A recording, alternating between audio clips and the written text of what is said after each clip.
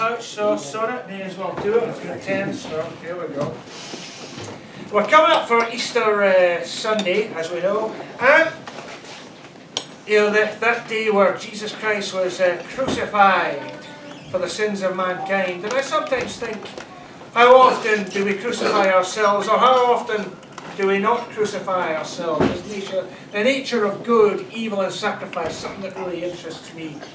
And this piece is called Atonement. The way we live, the way we work, the way we touch, the way we feel, the way we fight, the way we kill, the way we see, the way we die, means that we all have something to atone for. Our bodies bulk out with sugars, salted feces, swimming in our alcoholic eyes, leaves us something to atone for. Burrowed away in cushioned square rooms, shut away from the fear that billows round the outside walls, becoming the waste that we consume, eating ourselves into oblivion. Every mouthful is something to atone for. Our dwelling places, from the crummy to the opulent, festooned with the plastic junk made from the fossils stolen from the keepers of our ancient lands, taking more from this earth than it can give to us. Wealth confers a status that purges us from guilt and consequences. We spend ourselves into the mouth of debt, enslaved by fantasies of material bliss. With their sweeping estates and gold-laden castles, our money masters are ourselves writ large, and all of us have something to atone for.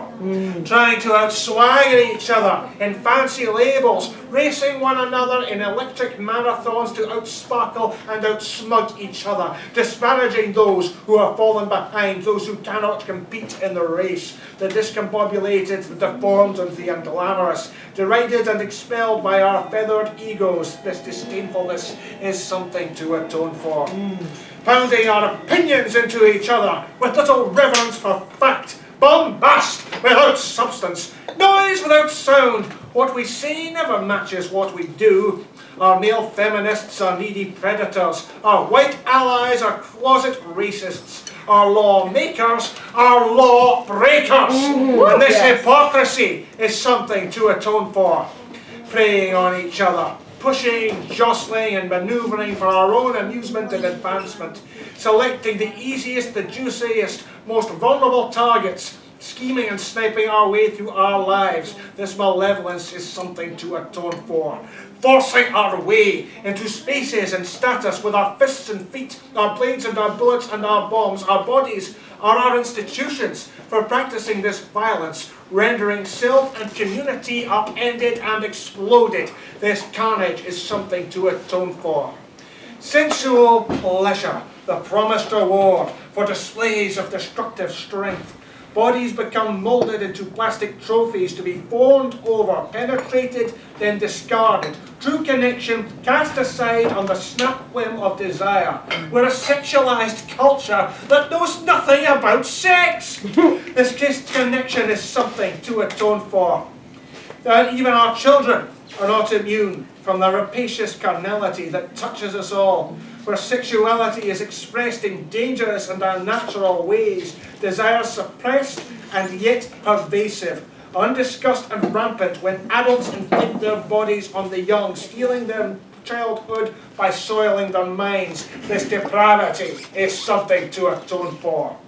Those frustrated wanderers in the land of might have been, yearning for the unfelt experiences of their unlived lives, for the past they never had, for the future they will never know, looking in bitter fury at those who are born with less yet accomplished more. This impotence is something to atone for. On our knees before our false betters, pleading with them for a smidgen of their greatness, nuzzling into their tainted charisma like a band of smitten jesters. This cravenness is something to atone for. Walled off inside our homes, our heads inside our screens, mesmerized by multivarious distractions, dreaming ourselves to death. The news of the world is a virus that keeps us all in bed. This indolence is something to atone for. Done.